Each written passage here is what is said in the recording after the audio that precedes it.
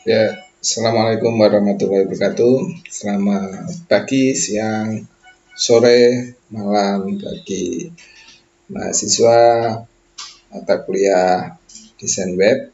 Ini pertemuan kedua, yaitu kita akan belajar desain layout web dan pengenalan dasar HTML.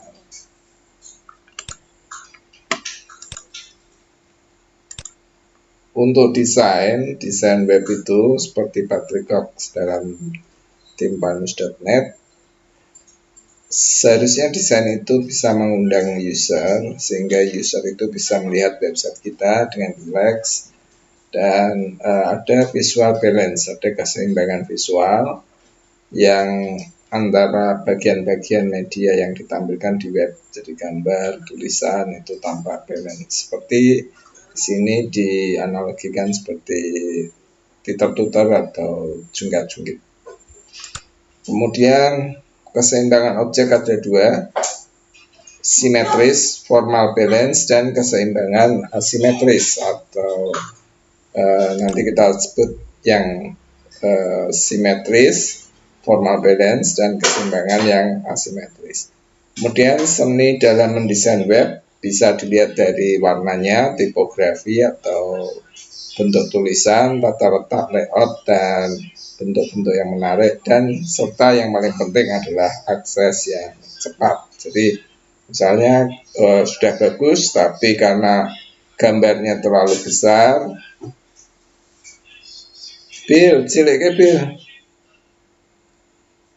gambarnya terlalu besar, maka aksesnya akan menjadi lambat. Keseimbangan simetris yaitu kesannya tepat, rapi, jadi antara kiri dan kanan, bagian di layar itu imbang, tombolnya di tengah, dan seterusnya. Ini beberapa contoh website dengan keseimbangan simetris. Misalnya gambar pistol ini di kiri kanannya letaknya sama, di tengah, dan seterusnya. Sedangkan yang asimetris, gambarnya di sebelah kanan lebih besar, kemudian ada tulisan, tombolnya di sebelah kiri.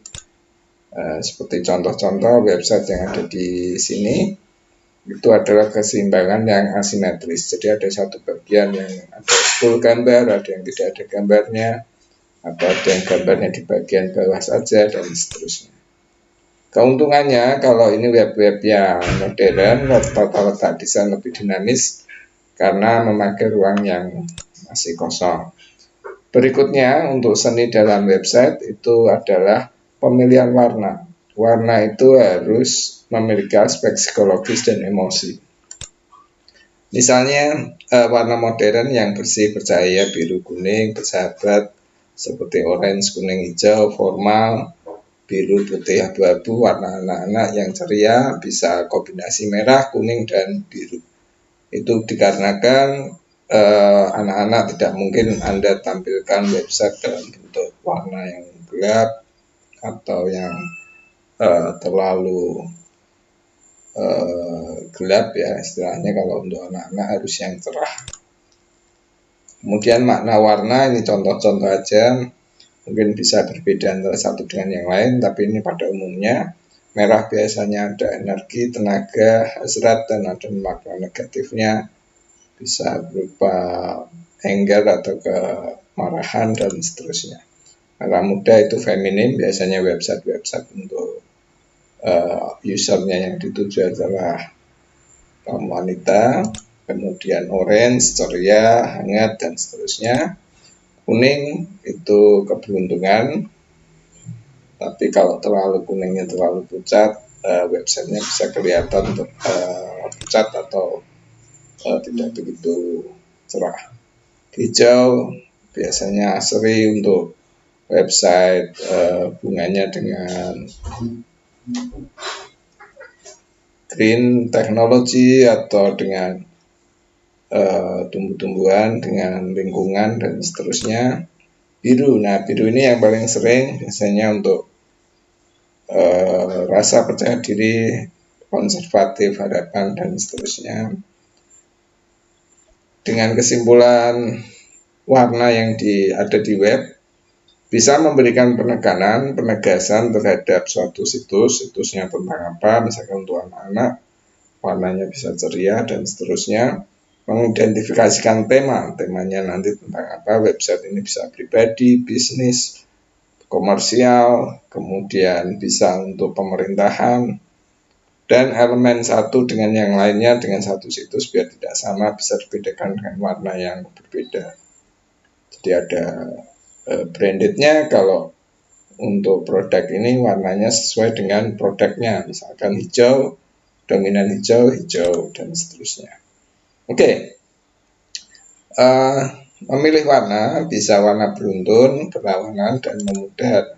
Beruntun seperti kuning, hijau, ke hijau, 3 warna yang letaknya bersebelahan. Kemudian berlawanan, kalau di color wheel-nya bisa pilih warna yang berseberangan, biasanya untuk situs anak-anak.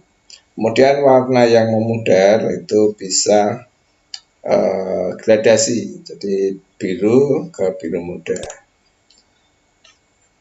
Selanjutnya, untuk desain web perlu juga diperhatikan tipografi atau seni dalam penggunaan huruf, pemilihan huruf, spasi, bagaimana teks mudah dibaca, gunakan font standar, dan seterusnya. Golongan jenis huruf ada 4, serif, sans serif, dekoratif script, dan monospace.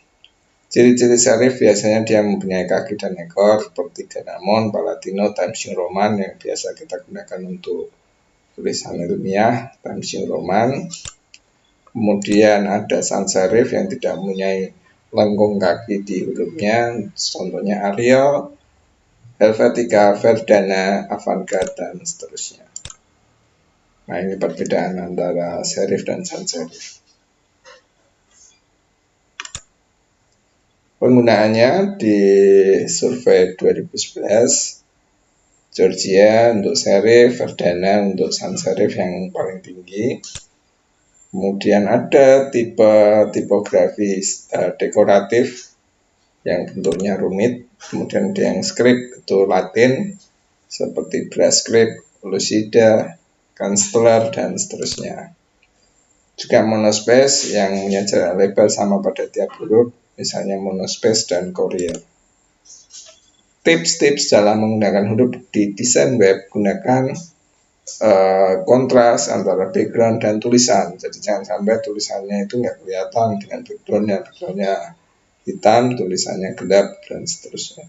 Gunakan yang mudah dibaca seperti serif family atau spasi, dan gunakan font-font yang standar mudah dibaca, apalagi itu untuk situs resmi. Kemudian layout yang baik akan memudahkan kita, user itu akan melihat, atau yang mau melihat web kita itu bisa tahu, oh di sini letak headline-nya atau letak judulnya, kemudian subtitle dan isinya. Jadi halaman mudah dibaca. Model tata letak ada 5, ada top index, bottom index, left index, split, dan alternating index.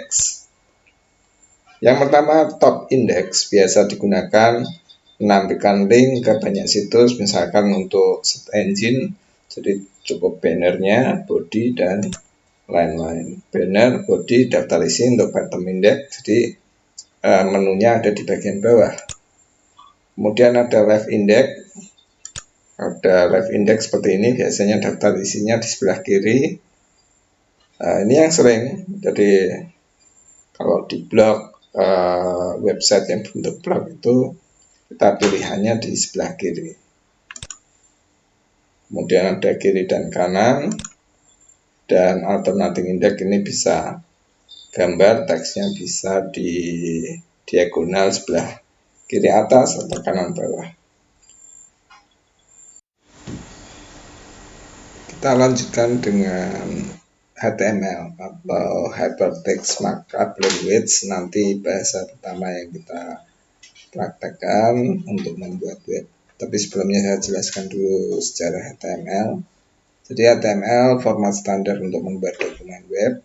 Kemudian spesifikasi 4, sekarang sudah 5. Ini bertanda. Nanti ada tag-tag yang harus ditulis untuk membuat web dengan bahasa HTML ini. Jadi HTML merupakan file teks, plain text file, bukan binary, dan dapat dibuat dengan editor teks biasa. Nanti bisa membuatnya dengan Sublime Text atau Notepad++ atau yang lainnya.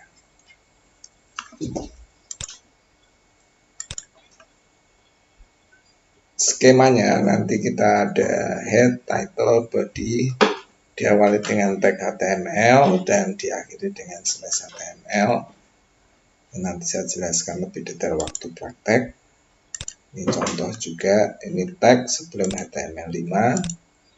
Kemudian ini nanti pas praktek aja. Nah, ini kita masuk ke HTML5. Nanti biasanya di deklarasi di HTML5, di depannya tulisannya adalah doctype HTML. Jadi pengenalan karakter biasanya metacarset UTF-8 yang bisa mendukung 10.000 karakter. Ini contoh tag atau sintak HTML5. Jadi doctype HTML, head, kemudian ada body-nya dan penutup. Elemen baru di HTML5 Anda bisa menulis header, footer, artikel, dan section. Kemudian di kontrol atribut bisa number, date, time, calendar, and range, grafik. Ada visual grafik dan canvas. Kemudian di multimedia bisa langsung nulis tag, audio, dan video. Nanti kita praktekkan. Yang dihapuskan di sini dari 4 ke 5. Nanti Anda bisa baca dan listnya. Di download di materi ada banyak sekali, akronim diganti ATBR dan lain-lainnya diganti dengan CSS. Sejarahnya HTML5 ini mulai dari dibuatnya tahun 2008 dan ada W3C atau World Wide Web Consortium yang merekomendasikan ini HTML5 digunakan sejak 2014. Oke, untuk pertemuan selanjutnya kita akan praktikum, jadi nanti tolong disiapkan toolsnya, alat-alatnya untuk praktikum, yaitu Anda cukup code editor biasa, bisa Notepad, atau nanti contoh di video ini kita gunakan Sublime Text. Itu aja untuk pertemuan 2 hari ini. Terima kasih. Assalamualaikum warahmatullahi wabarakatuh.